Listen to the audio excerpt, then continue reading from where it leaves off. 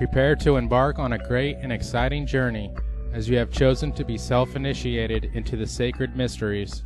The powers of the universe have been delicately rearranged to garner the synchronicities which brought you to this film. Join us as we explore an age-old science and unravel the truths behind an art which has been shrouded in secrecy until now. Alchemy is a sacred science that's been practiced for thousands of years. Many would argue it's as old as civilization itself. The word alchemy translates al, Kemet, or from Egypt, as Egypt was well known as Kemet in ancient times. Kemet means the Black Land, as Egypt was well known for this due to their highly fertile soils along the Nile. The term alchemy comes from the Arabic al-Chem, which in turn is said to come from the Egyptian Chem, meaning black, and referring to the Egyptians' own name for their country, Kemet, the Black Land. Thus the term alchemy is the origin of the term black art, though the meaning is very different than that later ascribed to this phrase. However, others say that the word comes from the Greek chemi. Considering that the Egyptians and the Greeks were in close contact for hundreds of years, and that the Greeks in fact ruled Egypt through the Ptolemaic dynasty for 300 years, and that each seriously influenced the culture of the other, the term could very well be a play on both words. The Hellenistic era, and Hellenistic Egypt in particular, was a very fertile time in the history of magic. Ancient forms of magic met and merged, creating new disciplines. Magical forms still very much in use today, such as Hermeticism and alchemy, have their origin in Hellenistic Egypt. Much of alchemy is highly misunderstood and has been kept secret in a variety of magical and fraternal organizations. The list of alchemists is known to originate with Thoth, who is widely credited for being the author of science, religion, mathematics, geometry, philosophy, medicine, and magic. Thoth is said to bring to civilization the calculations for the establishment of the heavens, stars, earth, and everything in them. In other words, matter. Compare this to how his feminine counterpart, Mot, was the force which maintained the universe, otherwise, spirit. The unification of matter and spirit became a centerpiece in alchemical thought. As the teaching spread, Thoth became known in other cultures as the Greek god Hermes. The two formally became the same as Hermes Trismegistus, of which he is currently known. This was the birth of the Hermetic tradition, and remains the same in many aspects today. One of the foundational manuscripts of alchemy is known as the Emerald Tablet, which is said to contain the secrets of the art. Many translations are available. Perhaps one of the most well-known was done by Isaac Newton. "'Tis true without lying, certain and most true. That which is below is like that which is above, and that which is above is like that which is below, to do the miracles of one only thing. And as all things have been and arose from one by the meditation of one, so all things have their birth from this one thing by adaptation. The sun is its father, the moon its mother. The wind hath carried in its belly, the earth its nurse. The father of all perfection in the whole world is here. Its force or power is entire if it be converted into earth. Separate thou the earth from the fire, the subtle from the gross, sweetly with great industry. It ascends from the earth to the heaven, and again it descends to the earth, and receives the four things superior and inferior. By this means you shall have the glory of the whole world, and thereby all obscurity shall fly from you. Its force is above all force, for it vanquishes every subtle thing, and penetrates every solid thing. So was the world created. From this are and do come admirable adaptations, whereof the means or process is here in this. Hence I am called Hermes Trismegistus, having the three parts of the philosophy of the whole world. That which I have said of the operation of the sun is accomplished and ended." Famous alchemists have included the likes of Pythagoras, Galileo, Da Vinci, and Isaac Newton. Newton was not only the father of physics, he tried to be the father of chemistry as well. Except back then in the 1600s, they called it alchemy. So we have to realize that science, as noble as it is, has very humble beginnings. In fact, Many researchers feel very strongly about how important the teachings were and the influence alchemy has had on many of the great minds of our time. The secret teachings were known as esoteric or occult or symbolist teachings and were held to contain the secrets of the universe and the keys to great magic. Those who were allowed to receive the mysteries often went on to join a who's who of historical movers and shakers. Pythagoras, Plato, Aristotle, Galileo, Copernicus, Da Vinci, Kepler, Isaac Newton, Napoleon. They were rewarded for their pursuit of the ancient wisdom with not just knowledge, but a new way of thinking that allowed them to write their names in human history. Hermeticism and the writings from the Hermetica were held to be the Western retelling of the wisdom from the mystery schools. They contained, albeit in a degenerated form, strains of the ancient wisdom said to have been passed down from the gods. There are fragmentary Hermetic texts dating from, dates in dispute, but dating from 3rd, 2nd, 1st centuries AD, in which the language and mode of expression is ancient Greek, but the subject matter is, if not entirely, largely derived from, or actually a part of, the ancient Egyptian doctrine of the transformation of the soul.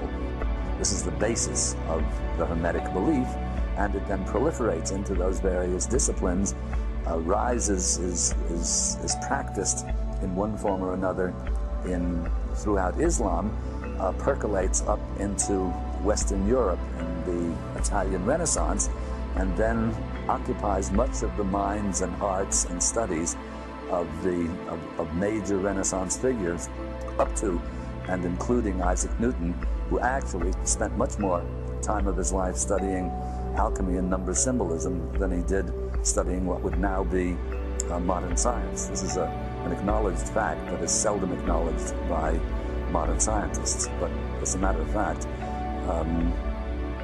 Newton might be called not one of the last, certainly, but one of the most eminent of the Hermeticists. The alchemist's journey is known as the Great Work and is broken down into several chemical, psychological, physiological, societal, and planetary levels. The alchemists work with what is known as the 3 primes, or tria prima. These are sulfur, the omnipresent spirit of life; mercury, the fluid connection between the high and the low; and salt, base matter. The 4 elements are also very important to the alchemist and stand as primary principles: fire, water, earth, and air. All play an integral part in the alchemist's studies. The alchemist is familiar with 7 primary metals which are ruled, influenced, or dominated by 7 planetary influences used in alchemical work. They are gold, dominated by the sun, which provides energy and life to everything in the solar system. The sun is our sense of self, our willpower, organizing ability, self-integration, energy levels, vitality, and success. The sun corresponds to the heart, spinal column, vision, and distribution of heat in the body. Silver, dominated by the moon, which influences water, growth, fertility, conception, emotions, instinct, subconscious, psychic phenomenon, collective consciousness, rhythms and cycles, genetics, and cultural heritage.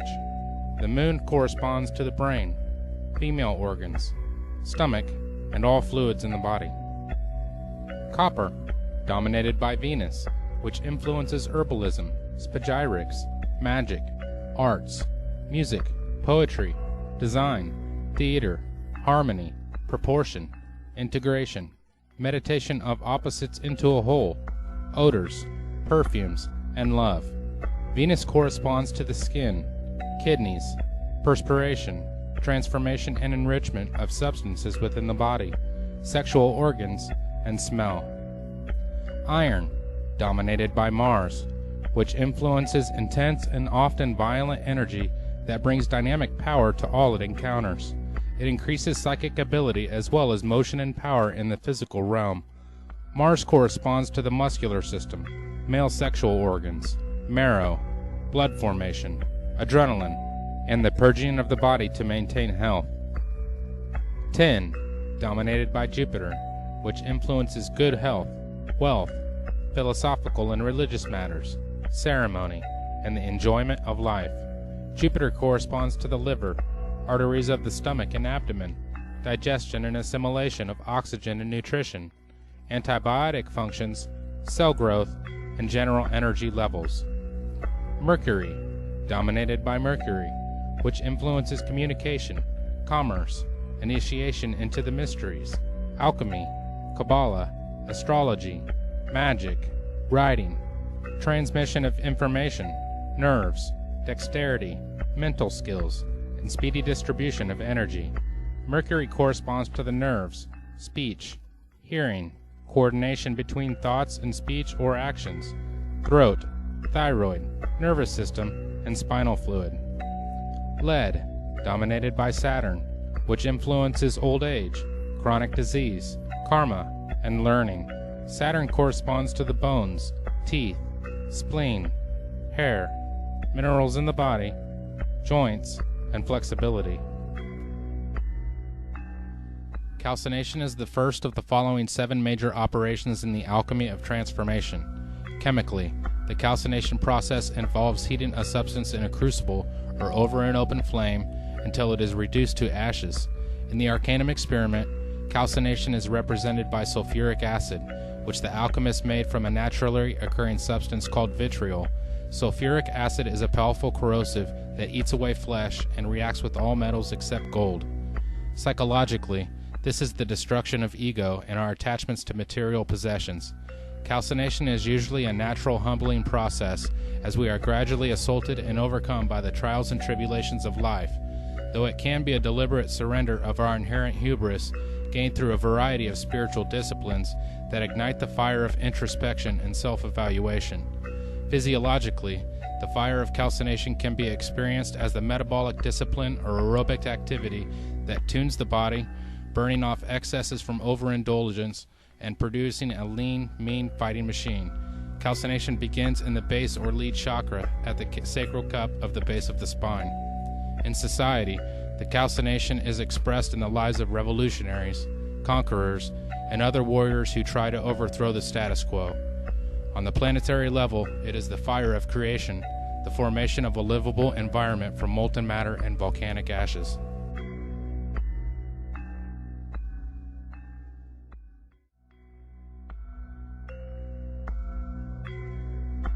Dissolution is the second major operation in the alchemy of transformation. Chemically, it is the dissolving of the ashes from the calcination in water.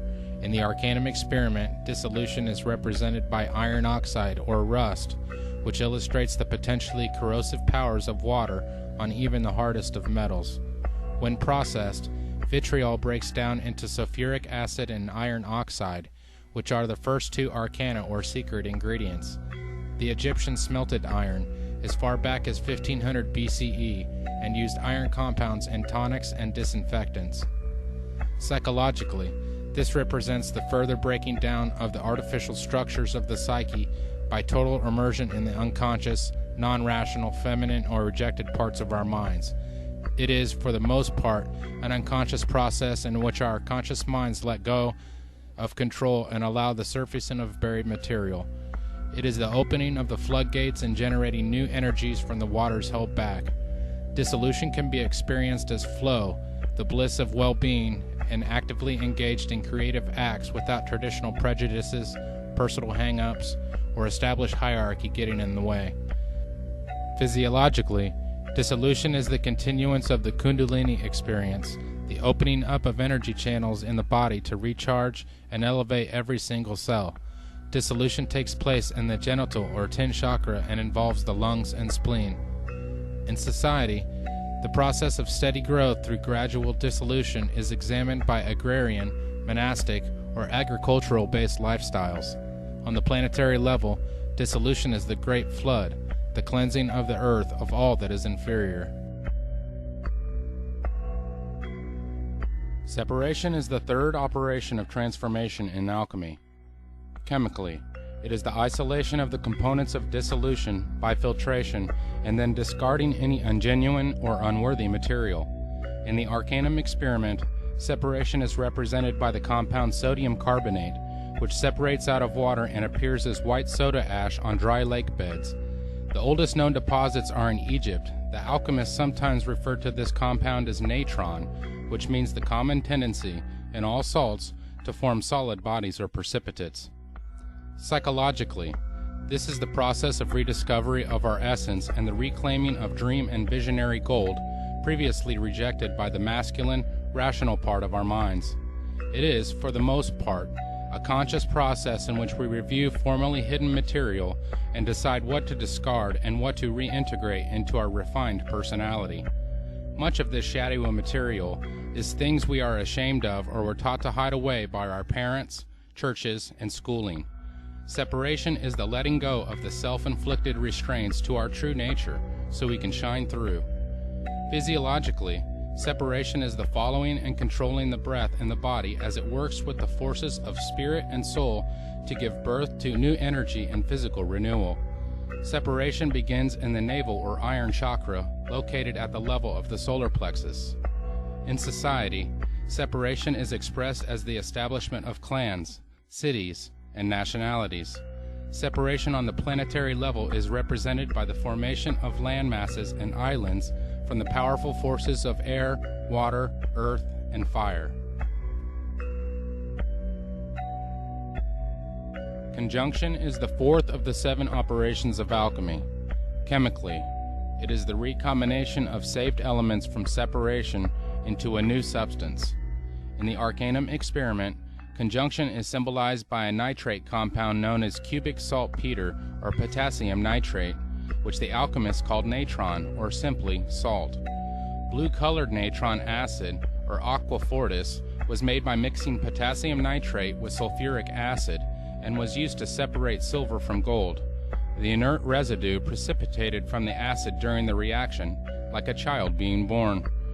Psychologically, it is the empowerment of our true selves, the union of both masculine and feminine sides of our personalities into a new belief system or intuitive state of consciousness. The alchemists referred to this as the lesser stone, and after it has been achieved, the adept is able to clearly discern what needs to be done to achieve lasting enlightenment, which is the union over the self, and often synchronicities begin to occur and confirm that the alchemist is on the right track. Physiologically, conjunction is using the body's sexual energies to perform transformation. Conjunction takes place at the level of the heart or copper chakra. In society, it is the growth of crafts and technologies to master the environment. On the planetary level, conjunction occurs when primordial life forms are created from the energies of the sun or lighting. Fermentation is the 5th operation in the alchemy of transformation. Fermentation is the 2-step process that begins with the putrefaction of the hermaphroditic child from the conjunction, resulting in its death and resurrection to a new level of being. The fermentation phase then begins with the introduction of new life into the product of conjunction to strengthen it and ensure its survival. Chemically, the fermentation is the growth of a ferment bacteria in organic solutions, such as occurs in the fermenting of milk to produce curds and cheese, or in fermenting of grapes to make wine. In the Arcanum experiment, the process of fermentation is represented by a compound called liquor hepatis, which is an oily, reddish-brown mixture of ammonia and the rotten egg-smelling compound hydrogen sulfide. Egyptian alchemists made ammonia by heating camel dung in sealed containers and thought of it as kind of a refined mercury that embodied the life force. Liquor hepatis means liquor of the liver, which they believed was the seat of the soul, and the color they associated with the compound was green, the color of bile. Surprisingly, liquor hepatis exudes a wonderful fragrance, and the alchemists made a perfume of it called balsam of the soul. Psychologically, the fermentation process starts with the inspiration of spiritual power from above that reanimates, energizes, and enlightens the alchemist. Out of the blackness of his putrefaction comes the yellow ferment, which appears like a golden wax flowing out of the foul matter of the soul. Its arrival is announced by a brilliant display of colors and meaningful visions called the peacock's tail. Fermentation can be achieved through various activities that include intense prayer, desire for mystical union, breakdown of the personality, transpersonal therapy, psychedelic drugs, and deep meditation. Fermentation is the living inspiration from something that is totally beyond us. Physiologically, fermentation is the rousing of living energy, chi or kundalini, in the body to heal and vivify. It is expressed as the vibratory tones and spoken truths that emerge from the throat or Mercury chakra. In society, the fermentation experience is the basis of religion, and on the planetary level, it is the evolution of life to produce higher states of consciousness.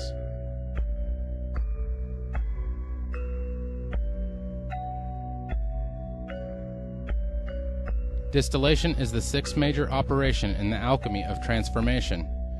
Chemically, it is the boiling and condensation of the fermented solution to increase its purity, such as takes place in the distilling of wine to make brandy. In the Arcanum experiment, distillation is represented by a compound known as black pulvis solaris, which is made by mixing black antimony with purified sulfur.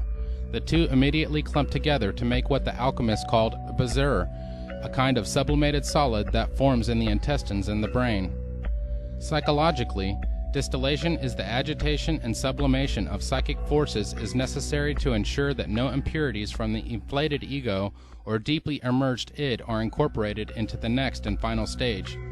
Personal distillation consists of a variety of introspective techniques that raise the content of the psyche to its highest level possible, free from the sentimentality and emotions, cut off from even one's personal identity. Distillation is the purification of the unborn self, all that we truly are and can be. Physiologically, distillation is the raising of the life force repeatedly from the lower regions of the cauldron of the body to the brain, what Oriental alchemists called the circulation of the light, where it eventually becomes a wondrous, solidifying light of power. Distillation is said to culminate in the third eye area of the forehead at the level of the pituitary and pineal gland in the brow or silver chakra. In society, distillation is experienced as a science or objective experimentation. On the planetary level, distillation is the realization of the power of higher love as the life force from the entire planet gradually seeks to become one force in nature based on a shared vision of truth. Coagulation is the seventh and final operation of transformation in alchemy. Chemically, coagulation is the precipitation or sublimation of the purified ferment from distillation. In the Arcanum experiment, coagulation is represented by a compound called red pulvis solaris, which is a reddish-orange powder of pure sulfur mixed with a therapeutic mercury compound, red mercuric oxide. The name pulvis solaris means powder of the sun, and the alchemists believed it could instantly perfect any substance to which it was added. Psychologically, coagulation is first sensed as a new confidence that is beyond all things, though it may be experienced as a second body of golden coalesced light, a permanent vehicle of consciousness that embodies the highest aspirations and evolution of the mind. Coagulation incarnates and releases the ultimate materia of the soul, the astral body, which the alchemists also referred to as the greater or philosopher's stone. Using this magical stone, the alchemists believed that they could exist on all levels of reality. Physiologically, this stage is marked by the release of the elixir in the blood that rejuvenates the body into a perfect vessel of health. A brain ambrosia is said to be released through the interaction of light from the phallic-shaped pineal gland and matter from the vulva of the pituitary. This heavenly food, or viaticum, both nourishes and energizes the cells without any waste products being produced. These physiological and psychological processes create the second body, a body of solid light that emerges through the crown or gold chakra. In society, it is the living wisdom in which everybody exists on the same light of evolved consciousness and knowledge of truth. On a planetary level, coagulation is the return to the Garden of Eden, this time on a higher level in tune with the divine mind.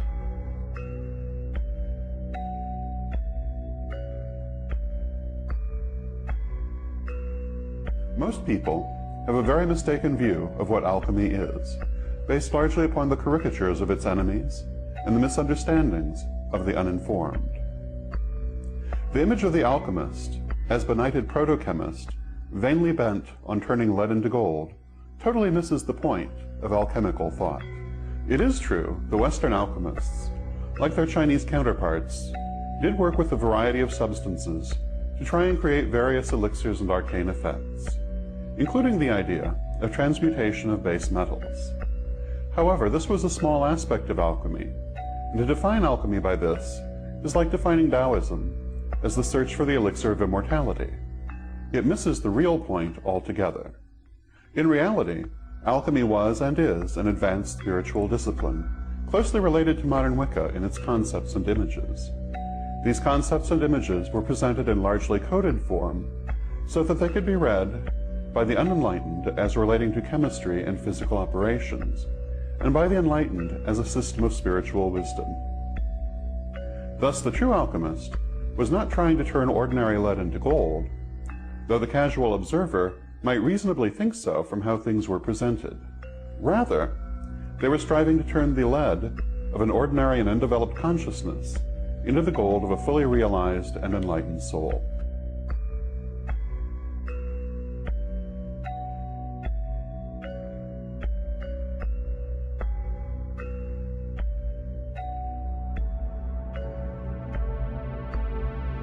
The successful result of the alchemical process was the creation of the philosopher's stone. Like a true symbol, the steps can be applied to many things. It is the process, the machine. What you put into it metaphorically will undergo the archetypal steps if carefully attended by the alchemist and culminate in a higher state, the alchemical gold, charcoal into diamond. When we use charcoal as the focus of an alchemical operation, we begin by recognizing that its essential ingredient, carbon, is the materia prima that will emerge perfected as the diamond. When the charcoal undergoes the cleansing fire and a stress of geological proportions, it is hardened into a perfect, impenetrable diamond. It becomes itself the geometric map of perfect universal order. From the highest spiritual registers to the lowest physical realms, the universal order can be seen as the lattice which guides the growth of the vine, as an archetype that guides and supports life on the material plane. While many agents can be introduced into this machine and undergo the archetypal steps to its perfection, the one to which the most closely guarded alchemical allegory and occult law is addressed is consciousness itself. This is the essence of the great work, the application of this special key to this mysterious universal formula. The key directs the alchemical process to the materia prima of our very consciousness, our awareness, ourselves, our mental selves, or spiritual selves. Consciousness is the materia prima.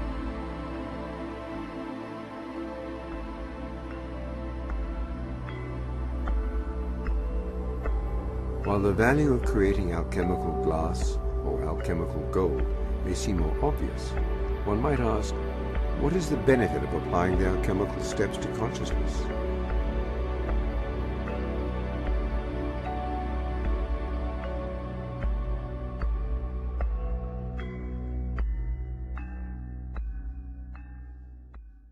Like modern Wicca, alchemy saw the world as a male-female duality.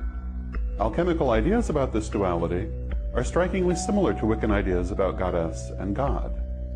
The masculine polarity was thought of as red and fixed, the feminine polarity as white and volatile. The union of these two produced the physical world. The great work, or alchemical marriage, was the quest to unite and transcend this duality. It is the great work which is often mistakenly described as the quest to transmute base metals. The great work began with what is termed materia prima. This is the ordinary state of being, the lead in the analogy. The great work ended in the creation of the philosopher's stone. This is enlightenment, or the gold of the analogy. The materia prima was considered to have both a masculine and a feminine aspect, which were in opposition within it, until brought into alignment through the great work, hence the term alchemical marriage. The great work has three main parts: the nigredo, the albedo, and finally the rubedo. These correspond to the sacred colors of the Wiccan goddess: black, white, and red. In addition, a fourth stage, called the cauda pavonis, marked the transition between nigredo and albedo. Symbolically, the materia prima was placed into an athanor, or alchemical furnace, which subjected it to steady pressure and reduced it to its constituent parts. This residue was the nigredo, the destruction of preconceived forms considered necessary for new growth to occur. What this really means is that before one can grow spiritually, one must first eliminate old ideas and limitations. As the Zen Buddhists say, only an empty bowl can be filled. Alchemists described this principle through the maxim, "No generation without corruption," an idea similar to the Wiccan "to rise you must fall." New growth cannot take place until the old is cleared away. The nigredo then fermented until at length the cauda pavonis occurred. This was portrayed as a light show of many colors. This means that when we have purified ourselves of old ideas, we may then experience many new ideas, and indeed will at first run riot with them, learning all we can from all sources. During this period, we may in fact be bedazzled or blinded by the newfound light. But through the application of self-control, we can learn to discern what is helpful to our growth and what is merely entertaining. After the cauda pavonis, the subject must be purified, resulting in the albedo. The albedo is a pure and receptive spiritual state. This means that after initial euphoria, a more controlled spiritual growth may unfold, elevating and expanding the consciousness. Finally, after being subjected to pressure again, the albedo becomes activated as the rubedo. What this means is that spiritual knowledge, to be valuable, must be put into practice. No matter how deep the ideas, or how great the abilities, they mean nothing if they are, as Mabel Heikerel once put it, left on a shelf to gather dust. Thus old ideas must first be transcended. Then controlled spiritual growth can lead to spiritual enlightenment, which must be put into practice to be of value. This is, of course, an oversimplification, in that it is the opposite of the alchemist's own tendency, which was to overcomplication. Like the ceremonials, alchemists phrased their writings in intentionally obscure wording, ostensibly to shield their teachings from those they considered unworthy. It also served to shield themselves from persecution by religious fanatics. Alchemists used a rich symbology that included elemental, planetary, and mineral symbolism, as well as a good dose of ancient paganism. One of the principal themes of alchemical symbolism is the union of opposites, which is expressed in many ways throughout alchemical art. Such familiar figures as the four elements, the twin dragons, and the Ouroboros, the great serpent of the universe eating its own tail, were of great importance in alchemy. The masculine principle was likened to the sun and also to sulfur, while the feminine was considered lunar and likened to Mercury. The inner fire, what we today call the eternal flame or the divine spark, was described as a salt. It is this mineral symbolism above all which has led to the idea that alchemy was entirely concerned with protochemistry operations. True, alchemists did engage in such protochemistry operations in the belief that it would shed light on their spiritual operations under the credo, as above, so below, which is a principal pillar of alchemical thought, as of modern Wiccan thought. However, it was a dilettante alchemist who misunderstood the spiritual nature of the teachings and turned instead to chemical operations, not realizing that they were a code for higher knowledge. And now we can see the big picture coming into focus. Could that spark of consciousness in us all be connected to spiritual enlightenment? And by intense focus on the development of consciousness, could alchemists truly reach these levels? Even modern science is beginning to tell us a great deal about our consciousness and its connection to the rest of the infinite universe.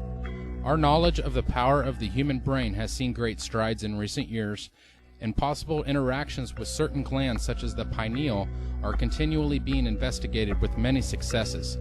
In his groundbreaking book detailing his research, Dr. Rick Strassman outlines his discoveries with the pineal gland and a substance known as dimethyltryptamine, or DMT, while administering the substance to a controlled group of volunteer patients.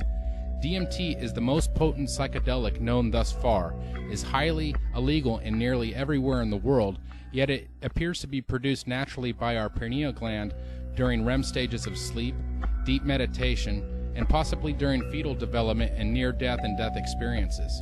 The patients also reported extremely intense spiritual experiences, many of which were frightened to a fear of death due to its intensity.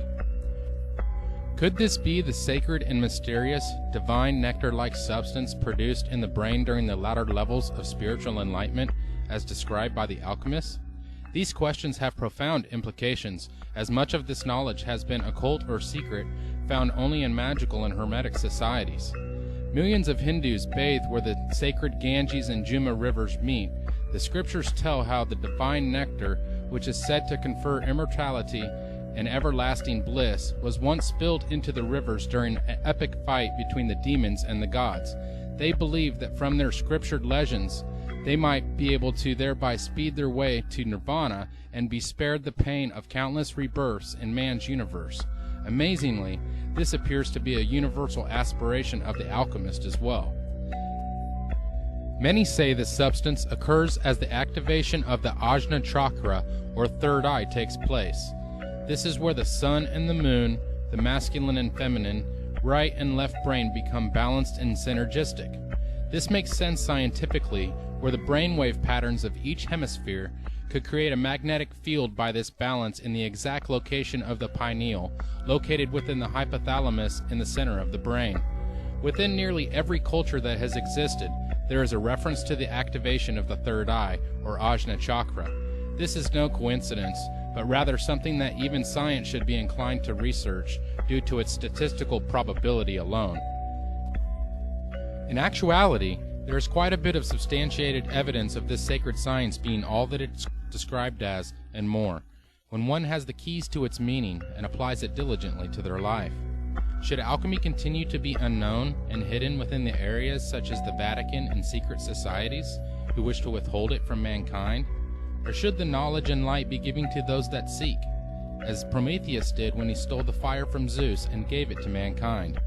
This is the story of Eden, which tells us of a God that wants mankind to continue just tending to the garden, not to have a consciousness, not to have spirituality, not to be like him.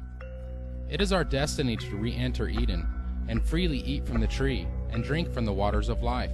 As it is written, surely we will not die, but know that which God knows. By this we realize our true nature and divinity. We must understand that we are truly spiritual beings having a human experience, not humans trying to have a spiritual experience. It is a diligent alchemist who comes to understand the true nature of reality and become the master, the guru, the teacher in their physical, emotional, and spiritual growth, a master of their own destiny. So what happened to the spiritual aspects of alchemy when modern chemistry and physics became common knowledge of that which concerns matter, following the works of Isaac Newton? Much of the interest in psychological and spiritual aspects of alchemy were nearly forgotten in modern science until the work of Carl Jung, who revolutionized psychology by exposing the relationships between alchemy, Platonism, and modern psychology techniques. In fact, he believed much according to the credo, as above, so below, that one could be understood by understanding the other.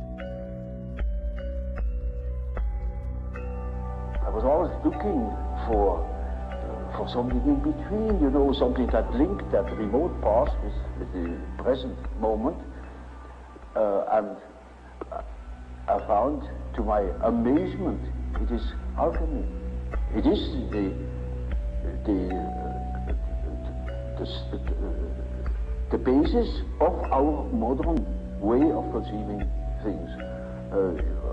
And therefore, it is as if it were right under the threshold of consciousness. This is a wonderful picture of how the development of archetypes, that means the movement of archetypes, looks when you look upon them as if from above, maybe from today you look back into the past and you see how the present moment has evolved out of the past. And we can construct or even predict. Modern-day philosopher and author Terence McKenna also did a great deal to revive spiritual alchemy and its connection to consciousness and our divine nature, which he consistently reiterated in his many lectures.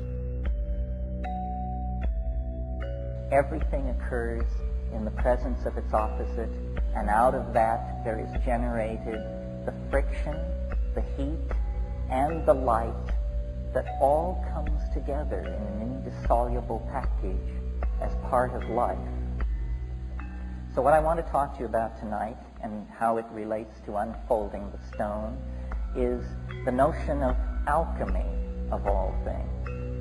Alchemy, as I'm sure many of you know, is really the secret tradition of the redemption of spirit from matter. But many of you may imagine that alchemy is simply a discredited pre-scientific obsession of unbalanced minds interested in changing base metals into gold, lead into the stuff of commerce.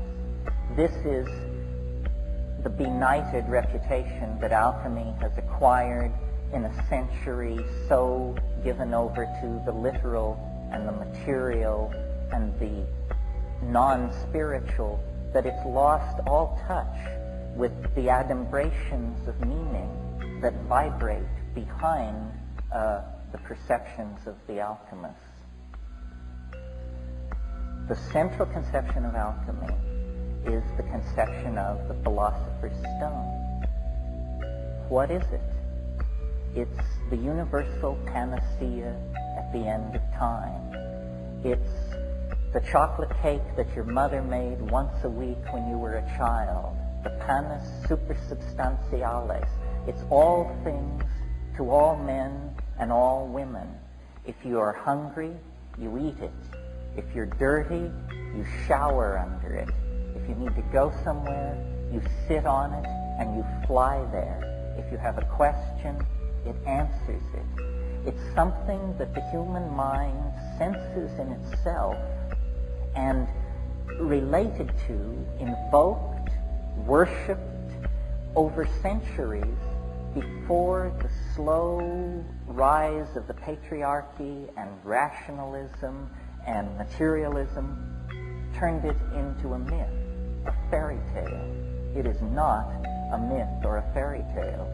It is the burning primary reality that lies behind the dross of appearances. Alchemy is based on a philosophy called Hermeticism that was developed in the 1st and 2nd centuries by Gnostic thinkers, Greeks, Jews, people inside the Roman Empire as it was beginning to show the first signs of degradation and decay, who felt a profound disaffection with their world, a disaffection that on the scale of those times was as profound as our own existential disaffection.